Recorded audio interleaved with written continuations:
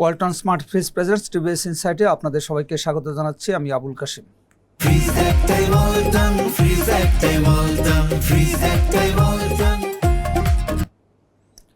প্রিয় দর্শক, আমরা আজকে কথা বলবো IMF এর যে নতুন ঋণ কর্মসূচি সরকার নিতে চাচ্ছে সে বিষয়ে। আপনারা জানেন যে গত আওয়ামী লীগ সরকারের সময় IMF এর সাথে যে ঋণ চুক্তিটা হয়েছিল সেটা অন্তর্বর্তীকালীন সরকারের সময় থেকেই আমরা সেই ঋণের কিস্তি পাচ্ছিলাম না। গত বছরের ডিসেম্বরে আমরা কিস্তি পাইনি, এবছর জুনে একটা কিস্তি পাওয়ার কথা ছিল, সেটাও পাইনি, কারণ আমরা শর্ত পূরণ করতে পারিনি।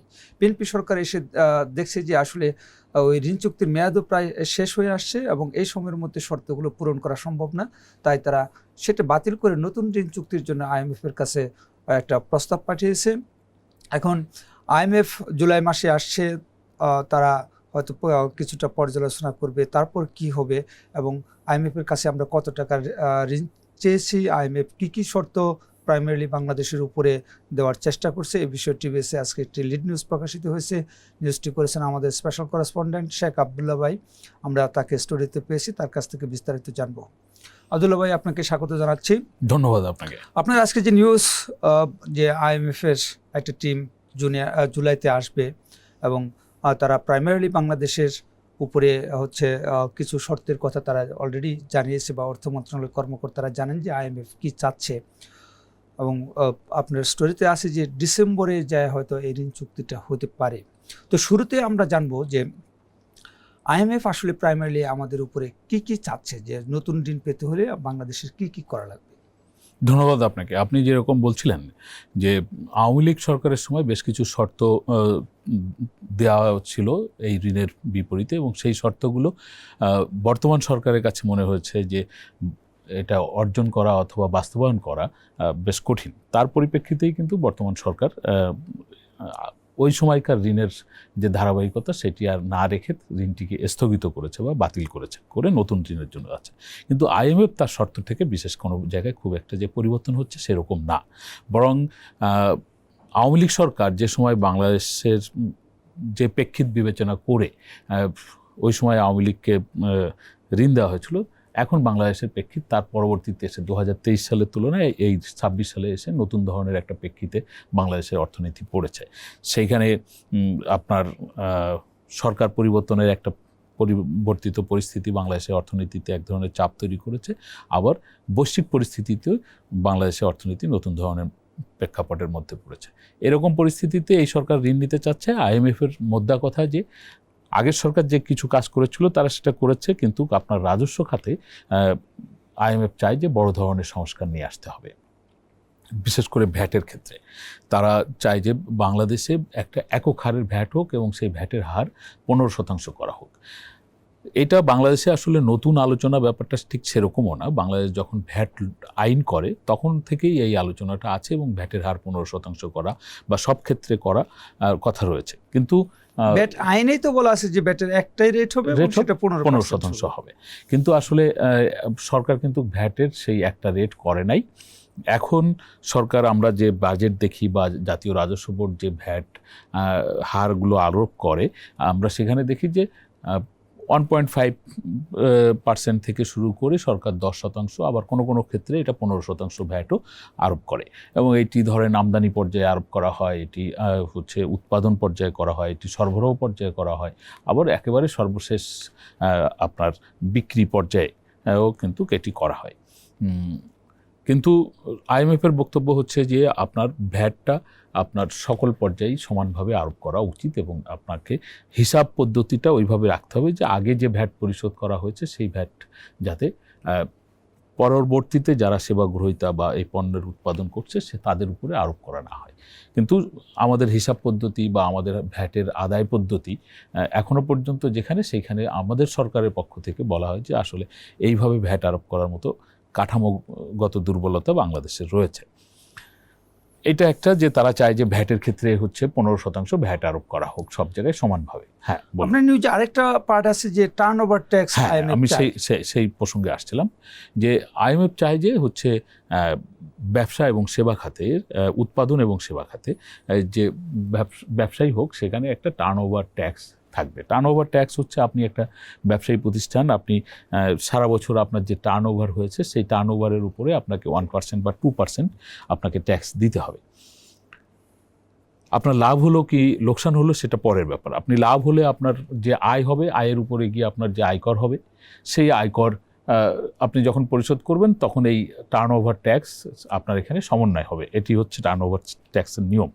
কিন্তু বাংলাদেশে আমাদের সরকারগুলো বলছে যে আমরা আসলে এখনো পর্যন্ত ওই হিসাবটা এমনভাবে রাখা দরকার হয় যেটা আমরা সমন্বয় করব, সেটি আসলে সব জায়গায় সমানভাবে রাখা সম্ভব হচ্ছে না, যে কারণে টার্নওভার ট্যাক্সটা সরকার আরোপ করতে চায় না। এজন্য তারা আরও কিছু সময় চায়। আসলে তো এখনো পর্যন্ত আমাদের লেনদেনগুলো তো সব ক্ষেত্রে কিন্তু এখনও ব্যাংক পর্যায়ে বা ডিজিটাল লেনদেন যেটা, সেই ব্যবস্থা কিন্তু নিশ্চিত করা যায়নি, যে কারণে হিসাব রাখার ক্ষেত্রেও কিন্তু অসুবিধা হয়। এটা সরকারের পক্ষ থেকে যারা ট্যাক্স নেন তাদের ক্ষেত্রেও অসুবিধা হয়, আবার যারা ট্যাক্স দেন তাদের ক্ষেত্রেও কিন্তু এই অসুবিধা হয়। অনেক মালামাল আপনি একটা ফিনিশড প্রোডাক্ট তৈরি হওয়ার আগ পর্যন্ত তার কাঁচামাল সংগ্রহ করা থেকে তার উৎপাদন এবং তার সরবরাহ পর্যায়ে যে ধাপগুলো বাংলাদেশের থাকে বা সব দেশেই থাকে, এখানে প্রত্যেকটা জায়গায় যে খরচগুলো হচ্ছে সেই খরচগুলোর অনেক জায়গায় ক্যাশ লেনদেন করা হয়, নগদ লেনদেন হয়। তার ফলে এই হিসেবগুলো রাখা যেমন বুককিপিং যেটা আর কি যেরকম সহজ হয় না, আবার অনেক জায়গায় এই হিসেবগুলো আপনার কেউ চাইলে কম বেশি করার মতনও সুযোগ রয়ে গেছে। ফলে এই টার্নওভার ট্যাক্সটা আরোপ করার মানে এখনই প্রস্তুত না সরকার, এটা সরকার বলতে চায়। ভ্যাটের ক্ষেত্রেও কিন্তু এক ধরনের টার্নওভার ভ্যাট আমাদের দেশে রয়েছে।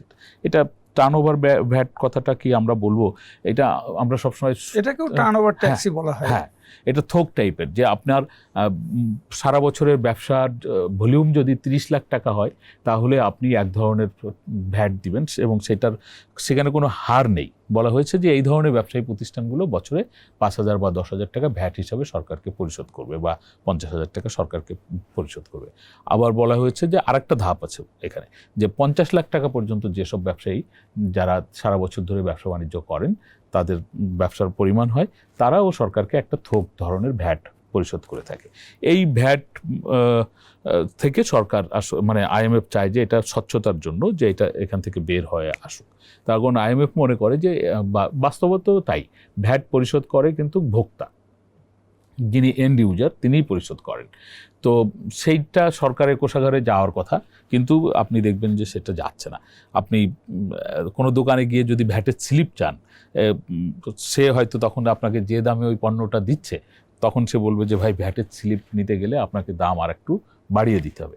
এই যে দাম একটু বাড়িয়ে দিতে হবে, এই কথাটা শুনে আবার ক্রেতাও কিন্তু অনেক সময় পিছিয়ে যান, উনি আর ভ্যাটের স্লিপ নেন না, উনি ওই কম দামেই পণ্যটা নিয়ে নিচ্ছেন। তো প্রথম সে যে মানে স্লিপ ছাড়া যে দামটা নিচ্ছে ওই দামের মধ্যেও একটা ভ্যাট থাকে, কিন্তু সেই ভ্যাটটা যে সে সরকারের কাছে মানে পরিপূর্ণভাবে পৌঁছে দিচ্ছে, এইটা কিন্তু নিশ্চিত হওয়া অনেক ক্ষেত্রে অসুবিধা হয়। আমরা এর আগের সরকারের সময় এই খুচরা পর্যায়ে যেসব জায়গায় বিক্রি হয়, মানুষ যেখানে গিয়ে এন্ড ইউজাররা যেখানে ভ্যাটটা পরিশোধ করেন, সেখানে আমরা দেখেছি যে ভ্যাটের বিভিন্ন ধরনের মেশিন ব্যবহার করার একটা ব্যবস্থা সরকার করেছিল, কিন্তু সেগুলো সফলতা পায়নি। যাই হোক, কিন্তু এটাও তো ঠিক যে আমাদের এনবিআর এর কর্মকর্তারা অনেক সময় জানলে বুঝলেও বা তাদের কাছে হিসাব থাকলেও তারা ফেরত দিতে চান না। যেমন আমরা যদি একটা এক্সাম্পল হিসেবে দেখি, যে যারা হলো পার্শিয়াল এক্সপোর্ট করে, যে আপনি একটা বাংলাদেশের কোম্পানি, আপনি লোকাল মার্কেটেও পণ্য সেল করেন, বিদেশেও রপ্তানি করেন, ফলে আপনি যে র ম্যাটেরিয়ালস আনেন সেটা আপনি ডিউটি ফ্রি পান না, আপনি ডিউটি দিয়ে আনেন। এবং যখন আপনি এক্সপোর্ট করেন, এক্সপোর্ট করার পরে যে পরিমাণে এক্সপোর্ট করলেন তার এগেনস্টে আপনি যে ডিউটিটা দিয়েছেন সেটা আপনি ড্রব্যাক ফেরত পাবেন। কিন্তু এনবিআর তো কখনো এই জিনিসটা দেয় না। মানে রাজস্ব কর্মকর্তাদের হাতে যে টাকাটা যায় তারা কখনোই সেটা আর হচ্ছে কাস্টমারকে ফেরত দিতে চায় না। এটা একটা মানসিকতার প্রবলেম। এখানে পুরাটাই যে হিসাবায়নের সমস্যা সেটাও না। আমি বিভিন্ন সময় প্রাক বাজেট আলোচনাগুলো কাভার করেছি জাতীয় রাজস্ব বোর্ডে। আমি এই কথাগুলো ব্যবসায়ীদের পক্ষ থেকে বলতে শুনেছি, রাজস্ব বোর্ডের চেয়ারম্যান সহ অন্যান্য যে সমস্ত কর্মকর্তারা ওই সভাগুলোতে উপস্থিত থাকেন তাদেরকে। আমি একটা জিনিস বুঝেছি, রাজস্ব বোর্ডের একটা প্রবণতা এরকম যে সরকার তাদেরকে যে একটা টার্গেট দিয়ে রাখে, যে তাদেরকে বছর শেষে অর্থ বছর শেষে এই পরিমাণ রাজস্ব আদায় করতে হবে। ফলে তারা যে পরিমাণ যত জায়গা থেকে যে পরিমাণ টাকা নিতে পারে, এই টাকা আসলে তারা তাদের টার্গেট অর্জনের দিকে মানে জমা করতে থাকে। তারা আসলে ওইটা যে পরবর্তীতে ফেরত দিতে হবে, এই কথাটা তারা আসলে ভাবতে চান না। যাই হোক, আপনার নিউজে আছে যে আইএমএফ আগের বারও ছিল যে আমাদের ফাইন্যান্সিয়াল সেক্টর, বিশেষ করে ব্যাংকিং খাতে যে বিরাট খেলাপি এবং হচ্ছে লুটপাট হয়েছে, এবং ব্যাংকিং সেক্টর যে একটা ভয়াবহ দুর্বল অবস্থায় আছে, সেটাকে হচ্ছে স্ট্রঙ্গার করা। এই নতুন ঋণ চুক্তির ক্ষেত্রেও কি এরকম কোনো শর্ত আছে? এই শর্ত রয়েছে, এটা স্ট্রঙ্গার করা, এবং এই স্ট্রঙ্গার করার জন্য কিভাবে সরকার ফাইন্যান্সিয়াল সেক্টরকে বা ব্যাংক বা আর্থিক প্রতিষ্ঠানগুলোকে শক্তিশালী করবে, এই খাতে এই যে আপনি যে অনিয়ম দুর্নীতির কথা বললেন, সর্বশেষ বললেন লুটপাট, এটি কিভাবে বন্ধ করবে তার কিছু পরিকল্পনা সরকারের কাছে চেয়েছে, এবং এটা একটা টাইম বাউন্ড প্ল্যান সরকারকে দিতে হবে যে আমরা এই সময় থেকে এই সময়ের মধ্যে এই কাজগুলো করব, এবং তার ফলে ব্যাংক খাতের এই লুটপাটগুলো আর হবে না। সেই পরিকল্পনাটা আইএমএফকে দিতে হবে। পাশাপাশি সরকার ব্যাংক রেগুলেশন অ্যাক্ট পরিবর্তন করে এই যে দুর্বল ব্যাংকগুলোকে যে একীভূত করার উদ্যোগ নেওয়া হয়েছে, সেই দুর্বল ব্যাংকগুলোর মালিক যারা ছিল তাদের ফিরে আসার নতুন যে একটা আইনে একটা ধারা যুক্ত করা হয়েছে, এই ধারাটা নিয়েও আইএমএফের একটি আপত্তি রয়েছে যে এই সুযোগ আসলে রাখা ঠিক হবে না। আইএমএফ মনে করে সরকারের, আমি যাদের সঙ্গে কথা বলেছি তাদের মধ্যে একটা কথা এরকম যে আইএমএফ তো এটা চাইবে এবং সরকার এটা বাতিলও করবে। আইএমএফকে যে আমরা ঠিক আছে আপনাদের কথা রাখছি বা আইএমএফের শর্ত আমরা মানছি, এটা দেখাতে গিয়ে তাৎক্ষণিক সিদ্ধান্তের জন্য এই ধারাটা বাতিল করা হচ্ছে সরকারের একটা প্ল্যানের মধ্যে রয়েছে। দেখেন যে 18 যে দ্বারায় পুরনো মালিকদের ফিরে আসার সুযোগ দেওয়া হয়েছিল ওই যে একীভূত করা ব্যাংকগুলোর ক্ষেত্রে, কিন্তু আমরা ফাইনালি দেখলাম যে কোনো পুরনো মালিকটা আবেদন করে নাই, এবং সরকার কিন্তু ব্যাংক একীভূতকরণের দিকেই যাচ্ছে। এবং নতুন যে সম্মিলিত ইসলামী ব্যাংক, সেখানে নতুন এমডি চেয়ারম্যান নিয়োগ দেওয়া হয়েছে। ফলে এই ধারার তো আসলে এই মুহূর্তে কোনো প্রয়োগ আমরা দেখছি না। এই মুহূর্তে প্রয়োগ নেই, কিন্তু আপনার আইন যখন থাকলো, এটা কিন্তু একটা ভিত্তি হিসেবে থাকলো। এটা যে বলা হয়নি তো যে এই আইনে তো এরকমভাবে কোনো কিছু টাইম ফ্রেম নেই যে আগামী 2027 সালের মধ্যে পুরনো মালিকদেরকে ফিরে আসার জন্য প্রস্তুতি নিতে হবে, আবেদন করতে হবে, বা এরকম কোনো কিছু তো সেখানে নেই। ফলে আইনটা যেহেতু আছে, তারা যে কোনো সময় কিন্তু এই সুযোগটা নিতে পারে। এটি যেহেতু একটা রাজনৈতিক সিদ্ধান্তের ব্যাপার, এবং তাদের ফিরে আসাটাও একটা রাজনৈতিক প্রেক্ষাপটের উপরে নির্ভর করবে। ফলে এটা রাজনৈতিক পরিস্থিতি কখন তাদের অনুকূলে যাবে তার উপরে ডিপেন্ড করবে তারা আসলে ফিরে আসতে চায় কি চায় না। এবং আপনাকে একটা কথা এর মাঝখানে আমি বলে রাখি, এই যে আপনি বললেন যে সম্মিলিত ইসলামী ব্যাংকের এমডি নিয়োগ করা হচ্ছে, কিন্তু বাস্তবতা হচ্ছে এরকম যে এই যে 5টা ব্যাংককে একীভূত করা হলো, এই 5টা ব্যাংক কিন্তু এখনও এই আলাদাভাবেই চলছে। তার কারণ তাদের সিস্টেম কিন্তু একীভূত করা এখনও যায়নি। তাদের অপারেশনাল যে ফাংশনগুলো এখন হচ্ছে, সেগুলো কিন্তু আলাদাভাবেই হচ্ছে। ফলে এটা একীভূত হতেও কিন্তু আরও অনেক সময় লাগে। জি, আমরা একদম শেষ সময় চলে আসছি। আপনার নিউজে আছে যে আইএমএফের বাংলাদেশ যে নতুন ঋণ চুক্তির প্রস্তাব দিয়েছে, সেটা হচ্ছে পর্যালোচনা করার জন্য আইএমএফের একটা টিম আগামী মাসের মাঝামাঝিতে আসবে। এরপরে অক্টোবরে হচ্ছে আইএমএফের সাথে বাংলাদেশের চূড়ান্ত নেগোসিয়েশন হবে, এবং সেই নেগোসিয়েশনে যদি দুই পক্ষ একমত হয় তাহলে ডিসেম্বরে চুক্তি হবে। এই সময়টাতে আসলে জুলাইতে এসে আইএমএফের টিম কি করবে বা অক্টোবরে কি হতে পারে, এটা যদি একটু সংক্ষেপে বলেন। আচ্ছা, জুলাইতে এসে তারা বাংলাদেশের, আপনি জানেন, আপনি দীর্ঘদিন ধরে এই সেক্টর কাভার করছেন, যে আইএমএফ টিম কি করে। তারা অর্থ বিভাগ, তারা বাংলাদেশ ব্যাংক, তারা রাজস্ব বিভাগ, তাদের সঙ্গে কথা বলে এবং এখান থেকে তথ্য উপাত্তগুলো তারা নিজেরা সংগ্রহ করে এবং তাদের কাছ থেকে পরবর্তী প্ল্যানগুলো জেনে নেয় যে তারা কোন সময়ের জন্য কি কাজগুলো সামনে রেখেছে এবং কিভাবে করবে, এই বিষয়গুলো তারা জানে। এই যে প্রাক পর্যালোচনা টিম, তারা ঠিক এই কাজগুলোই করবে, যে সরকারের সংশ্লিষ্ট দপ্তরগুলোর সঙ্গে বৈঠক করা, তাদের কাছ থেকে তাদের পরিকল্পনা, আগামী দিনের পরিকল্পনা শোনা, এবং ইতিমধ্যে সরকার যে প্ল্যানগুলো ঘোষণা করেছে তার সাথে সামঞ্জস্যপূর্ণ যে অগ্রগতি কি হয়েছে, সেই অগ্রগতির তথ্যপত্রগুলো এই টিমটা নিয়ে তারা বাংলাদেশের আরও অন্যান্য যে সমস্ত সেক্টরের সাথে তারা কথা বলে, তাদের সঙ্গে কথা বলে বাংলাদেশের উপরে তাদের নিজেদের একটা স্টাডি রিপোর্ট তৈরি করে আইএমএফের বোর্ডকে দিবে। আপনি জানেন যে আগামী অক্টোবরের 12 থেকে 18 তারিখ থাইল্যান্ডে আইএমএফ এবং ওয়ার্ল্ড ব্যাংক গ্রুপের বার্ষিক সাধারণ যে সভা হয়, সেটি হওয়ার কথা রয়েছে। ওই সভায় কিন্তু বাংলাদেশেরও অংশগ্রহণ করবে এবং তখন আমরা এর আগেও দেখেছি এই ধরনের ঋণের ক্ষেত্রে এই রকম বার্ষিক সাধারণ সভার সময় সাইডলাইনে বসে IMF এর সঙ্গে আলোচনা বা ওয়ার্ল্ড ব্যাংকের সঙ্গে আলোচনা করে এই বিষয়গুলো চূড়ান্ত করা হয়। অক্টোবরে সেটি হবে এবং তার পরপরই আর একটা টিম বাংলাদেশে হয়তো আসবে এবং সেই টিমের চূড়ান্ত রিপোর্টের প্রেক্ষিতে IMF এর বোর্ড যখন অনুমোদন করবে যে হ্যাঁ এই প্রস্তাবটি আমরা অনুমোদন করলাম, সেই অনুমোদনের প্রেক্ষিতে হচ্ছে বাংলাদেশ এবং IMF এর মধ্যে একটা চুক্তি হবে।